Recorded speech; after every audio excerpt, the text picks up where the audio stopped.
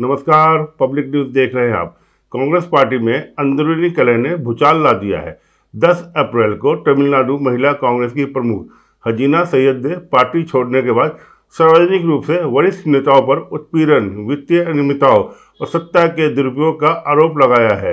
यह विवाद तब शुरू हुआ जब अखिल भारतीय महिला कांग्रेस, जिन्होंने न सिर्फ राज्य स्तर पर बल्कि राष्ट्रीय स्तर पर भी पार्टी की कार्यप्रणाली पर सवाल खड़े कर दिए। हसीना ने अपना आरोप सीधे तौर पर महिला कांग्रेस की राष्ट्रीय अध्यक्ष अलका लांबा के खिलाफ लगाए, जिनमें उत्पीड़न, आर्थिक अनियमितताएं और संगठन के भीतर सत्ता के दुरुपयोग जैसे मुद्दे शामिल थे।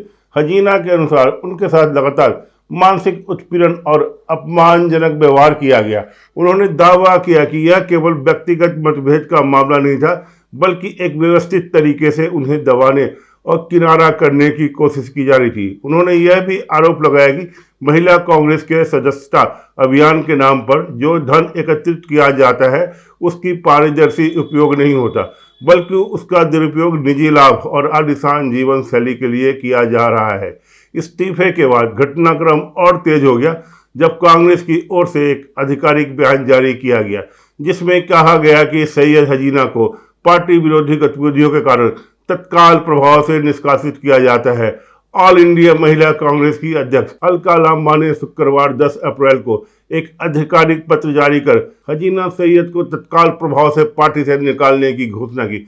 पत्र में कहा गया कि यह निर्णय संगठन की अनुशासन और अखंडता बनाए रखने के लिए लिया गया है। इस बयान के बाद विवाद और भी गहरा गया। सैयद हसीना ने कुछ ही घंटों के भीतर पलटवार करते हुए दावा किया कि उन्होंने पहले ही मीडिया के सामने इस्तीफा दे दिया था। ऐसे में निष्कासन का दावा भ्रामक है। इसके बाद हसीना ने एक विस्तृत मेल और सार्वजनिक पोस्ट के जरिए अपने आरोपों को तीखा कर दिया। क्या कहा हसीना ने, देखिए। What kind of a sadist you are? You don't help any of us in Mahila Congress, but harass in the name of membership and loot money and enjoy your life. Do you have any common sense? I have been humiliated. I have been resigned officially in front of media in a press meet at 1 p.m. And who the heck are you to send me a expel letter? Are you a Prince Diana? Mind you and keep your necessary with you.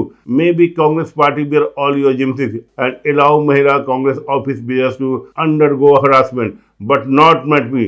Behave yourself and beware of your चमचाज। देखा, उन्होंने सीधे तौर पर अलका लांबा के व्यवहार पर सवाल उठाते हुए कहा कि आप किस तरीके से सैडिस्ट, दूसरे को तकलीफ देकर खुश होने वाली इंसान है। आप महिला कांग्रेस में हमेशा से किसी की कोई मदद नहीं करती, बल्कि मेंबरशिप के नाम पर हमें परेशान करती हैं, पैसा लूटती हैं और अपनी जिंदगी के मजे लेती हैं। क्या आपको जरा भी कॉमन सेंस है? मेरी बेइज्जती हुई है। मैंने दोपहर 1 बजे ही प्रेस मीट में मीडिया के सामने आधिकारिक तौर पर इस्तीफा दे दिया है, और आप होती कौन है मुझे पार्टी से निकालने का लेटर भेजने वाली? क्या आप प्रिंस डायना है? होश में रहिए और अपनी घटिया हरकतें अपने पास रखिए। हो सकता है कि कांग्रेस पार्टी आपकी सारी नौटंकियां बर्दाश्त कर ले और महिला कांग्रेस के पदाधिकारी को आपकी वजह से परेशान होने दे, लेकिन मैं यह बिल्कुल बर्दाश्त नहीं करूंगी। तमीज से पेश आइए और अपने चमचों से सावधान रखिए। तो देखा किस तरीके से इल्जाम लगाया है अलका लांबा के ऊपर। उन्होंने अपने मेल में यह भी लिखा कि अगर उत्पीड़न बंद नहीं हुआ तो वह लांबा और अन्य के खिलाफ FIR दर्ज कराएंगी। हसीना सैयद का दावा है कि उनके पास गैर कानूनी लेन देन और सदस्यता घोटाले के सबूत मौजूद है। उन्होंने लांबा के पीछे राजनीतिक संबंधों का भी सवाल उठाया।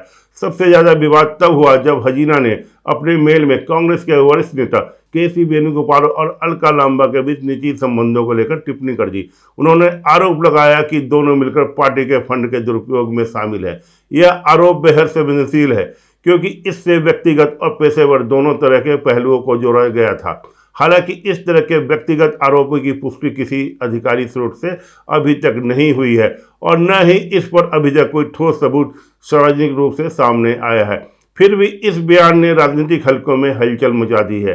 हसीना ने यह भी कहा कि उनके पास कानूनी प्रमाण है और वे जल्दी इस मामले में FIR दर्ज कराएंगी।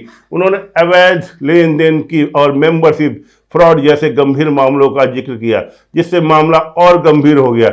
इस पूरे विवाद के बीच कांग्रेस पार्टी के भीतर पहले से ही चल रहा रहे अन्य आरोपों और विवादों को भी चर्चा में फिर तेज कर दिया है। हरियाणा में पहले एक मेंबर ने टिकट दिलाने के नाम पर करोड़ों रुपए की ठगी के आरोप लगाए थे, जिसमें कुछ वरिष्ठ नेताओं के नाम सामने आए थे। इसके अलावा अलग अलग राज्यों में भी समय समय पर संगठनों में पारदर्शिता की कमी और टिकट वितरण में पैसे लेने देने जैसे आरोप लग रहे हैं। कुछ समय पहले पंजाब से भी आरोप सामने आए थे, जहां नेताओं ने टिकट के बदले भारी रकम लेने की बात कही थी। इसी तरह केरल से भी महिला नेताओं ने संगठन के भीतर महिलाओं को पर्याप्त अवसर मिलने और भेदभाव के आरोप लगाए थे। इन सभी घटनाओं को जोड़कर देखा जाए तो यह साफ नजर आता है कि पार्टी के भीतर असंतोष और अविश्वास का माहौल बनता जा रहा है। इस पूरे घटनाक्रम ने कांग्रेस नेतृत्व खासकर राहुल गांधी पर भी सवाल खड़े कर दिए हैं। प्रियंका गांधी के ऊपर भी सवाल खड़ा हो रहा है, जो हमेशा नारी शक्ति की बात करती है। वो अभी तक इस मामले में चुप है। राहुल और प्रियंका अक्सर सार्वजनिक मंचों पर महिला सशक्तिकरण और पारदर्शिता की बात करते हैं। उन्होंने कई बार यह भी कहा कि वे राजनीति में महिलाओं की भागीदारी बढ़ाना चाहते हैं, लेकिन जब उनकी ही पार्टी की महिला नेता इस तरह के गंभीर आरोप लगाती है तो यह उनकी नीतियों और दावों को विशेषता पर सवाल उठाता है कि इस तरह के विवाद चुनावी सर्वे में पार्टी को नुकसान भी पहुंचा सकता है। खासकर तमिलनाडु जैसे महत्वपूर्ण राज्य में विरोधी दल इस मुद्दे को लेकर कांग्रेस पर हमला कर सकते हैं और इसे संगठनात्मक कमजोरी के रूप में पेश कर सकते हैं।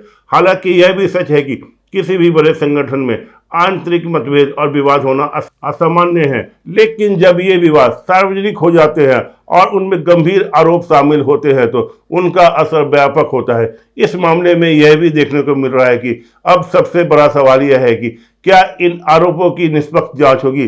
क्या पार्टी नेतृत्व इस मामले में पारदर्शिता दिखाएगा और सच्चाई सामने लाने की कोशिश करेगा, या फिर यह मामला भी अन्य विवादों की तरह समय के साथ दब जाएगा?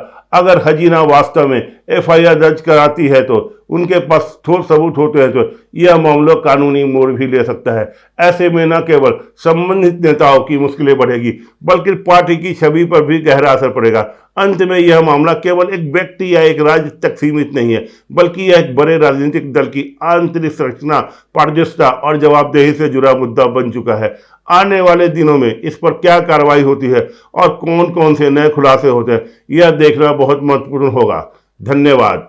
ताज़ा खबरों से जुड़े रहने के लिए हमारे चैनल को सब्सक्राइब करें और बेल आइकन को दबाना ना भूलें, ताकि हर खबर की नोटिफिकेशन आपको मिलती रहे।